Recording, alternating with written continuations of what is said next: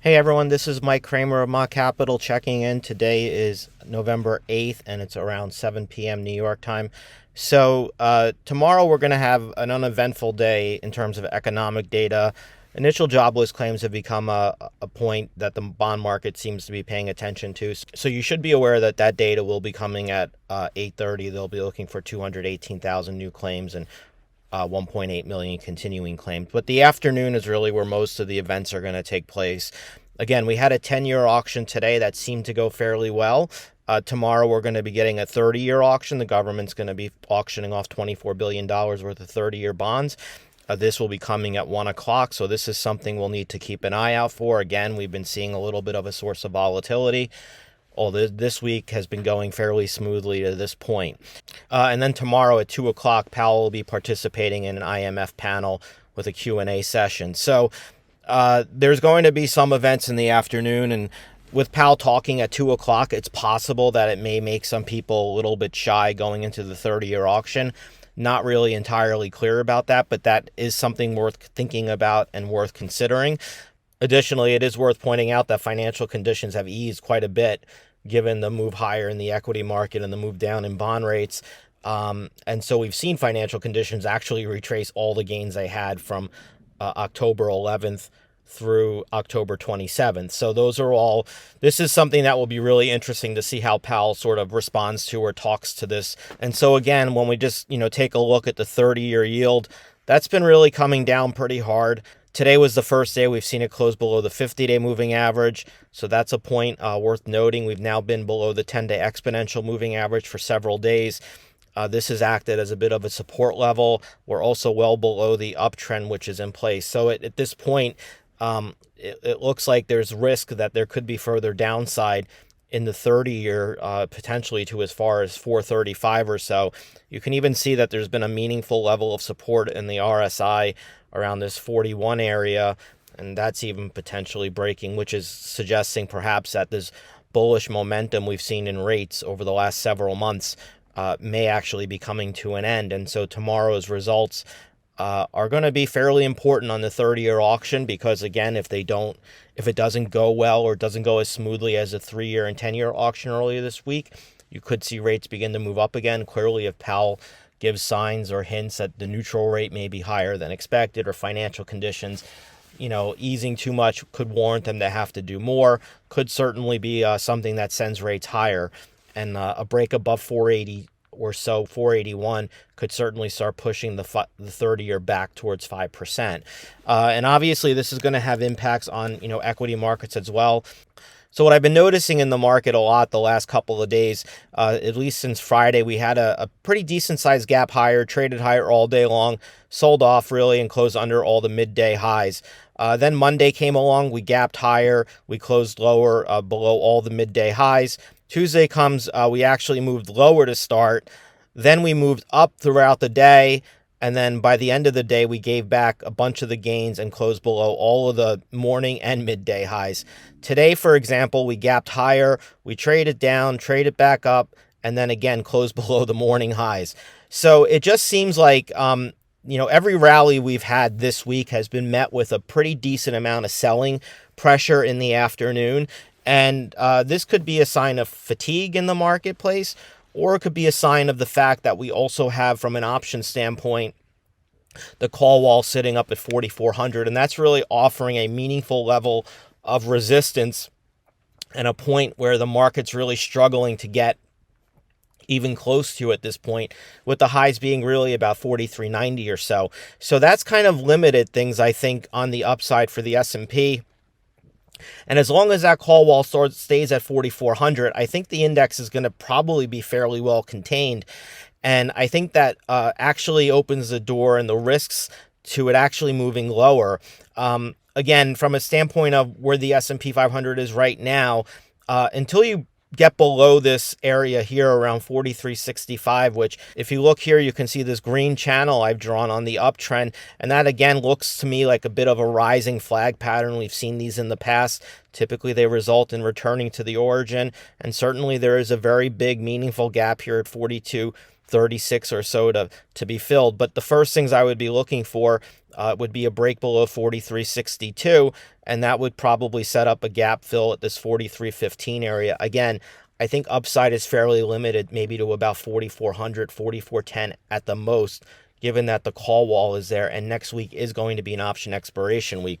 When we look at the NASDAQ, it's certainly been a little bit stronger than the S&P 500, and that mostly has to do with the way of the weightings of the mega cap names that are in there. Certainly, you've seen mega cap strength. So today we did close a little bit higher by about 11 basis points, but it certainly wasn't really a very impressive rally. In fact, we gapped higher, traded lower all day, tried to rally into the close, and then you close below the late afternoon highs, and you still managed to close below all the morning highs. So again, not really the greatest pattern. And the other fact is you haven't really even done much of anything the last couple of days, just really trading sideways in a range, which could also be a sign of, again, exhaustion starting to set into the market. This is the second day in a row where we've been able to trade above this downtrend. Again, I think the upside is somewhere around 15,425 to 450, at least over the very short term, with maybe the potential to move up just a little bit more. At least over the short term, you can see there's also some room to move up to this 15,550 or so. But at this point, it seems like this is a market that's just getting tired when you look at how the intraday price action is taking place. Again, you can see the doji candle, which is sort of a mark of indecision. This could even mark a turning point for the index. We've seen patterns like this and candlesticks like this indicate that. When we look at the Dow Jones Industrial, again, we had a down day today. We have that same rising flag pattern in the Dow Jones, like I pointed out in the S&P 500. And today we actually moved just a little bit below it. That may just be how I had it drawn, but you can see basically it had a pretty decent level of support it offered for the Dow. Again, just like everything else, just unable to really hold any, bids, hold the intraday highs. And now you're basically below all of these highs of the last couple of days. And again, this just looks like something that's getting tired. For a further move down here, you'd want to see this 34,000 level taken out with the potential here for a gap fill around 33,850. But again, if this is a rising flag with if this is a pattern with a rising flag in it, this would be a bearish pattern and would suggest a return to about 33,290. When we move over to some currency crosses, we've seen basically the Japanese yen really stall out. More recently, the Japanese yen has been in an uptrend for some time, and I think mostly this is due to the fact that you've seen rates on the long end of the Treasury curve really become down. You're also beginning to see some signs of potential topping here on the RSI, really a big loss of momentum that you're seeing taking place here with really the bearish divergence that's now beginning to appear to set in. And this is important because, again, if you see rates in the U.S. move down tomorrow, then I would think you see a break of this uptrend and you see the yen move back down towards this 150.75 region and then potentially move all the way back down to around the 150 area, which has really been a major level of contention for the market now for some time. When we swing over to the euro, the euro has been sort of really problematic. It looks like it's ready to break down, and then somehow it swings back to the other side of the trading channel. And right now we're back to the other side of the trading channel. What is sort of noteworthy here and interesting is that you're beginning to see momentum really shift and swing back towards the euro potentially moving higher. And again, it's really going to be determined on long-term rates. I mean, the pattern itself looks very much like a bear flag over the long term, but it doesn't mean that the euro can't move back up to 107.5 or, even perhaps a little bit higher along this upper band of the channel, even up to perhaps as far as 108.5. Again, I think that's largely going to be dependent upon where rates go. I mean, clearly the downside here is around 106.40 or so. If you break that, then there's certainly a chance to really move back down to this 105 area. But to this point, this lower bound has held very nicely, and it's been very difficult for the euro. And it just looks as if we're starting to see maybe a momentum shift, and perhaps there's a little bit more upside here. When we look at the pound, The pound has clearly taken back over the trend line. You can see that the RSI is starting to turn higher, suggesting that momentum is starting to turn also for the pound. And what's interesting is that the 50-day moving average has now been acting a little bit as a support. The 10-day exponential moving average is now well underneath the pound, and that's acting a little bit as support. With the change in momentum, with yields coming down here in the U.S., I mean, it's not impossible to see the pound trade back up towards 123.75, 124. Likewise, if rates in the U.S. start going up, if you get a hawkish Powell tomorrow, it suggests maybe 122 to 121 and a half or so on the pound. But again, I think that's largely going to be dependent upon how the 30-year auction goes and how treasury rates go. Now, obviously, if and what Powell has to say now, obviously, given the fact that, treasury auctions haven't gone great, the last 30-year treasury auction didn't go well, and these treasury auctions have been sort of okay. And given the fact that financial conditions have eased an awful lot over the last week, I would think that Powell would maybe want to push back a little bit on that.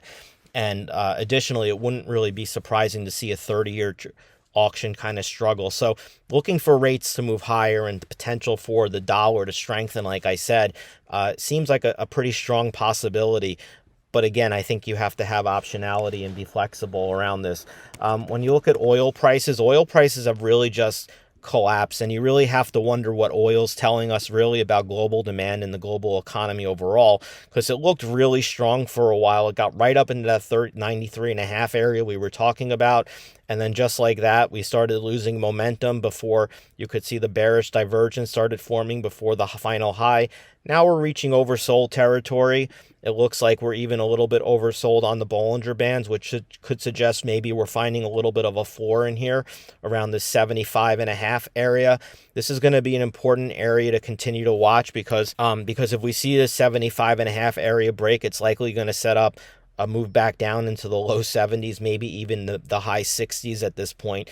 But again, given the fact that we're seeing oil is kind of oversold here, it wouldn't really be all that surprising to see oil mount some sort of rebound over the very short term, or maybe even trade sideways. And certainly when you look at the 10-day exponential moving average, that's been acting as a little bit of a resistance level now for a couple of days. And so it wouldn't be surprising to see us trade back up towards 79.70, back to this 10-day exponential moving average. And then finally look at gold. Gold has really been sort of challenging. Again, here's one of those rising flag patterns we talk about.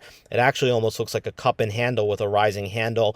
Again, these are usually pretty bearish patterns, as we keep talking about. And generally speaking, I think that this is probably telling us that maybe gold has a little bit further to go. Typically, when you see these type of patterns with these upsloping handles, again, it sort of suggests a return to the origin at 1800 or so. When we're looking at this, it looks like there's maybe support around 1917, 1920. And then after that, you're talking about 1870s or so. And in the meantime, resistance up in here could be pretty firm between 1980 and then 2000 an ounce.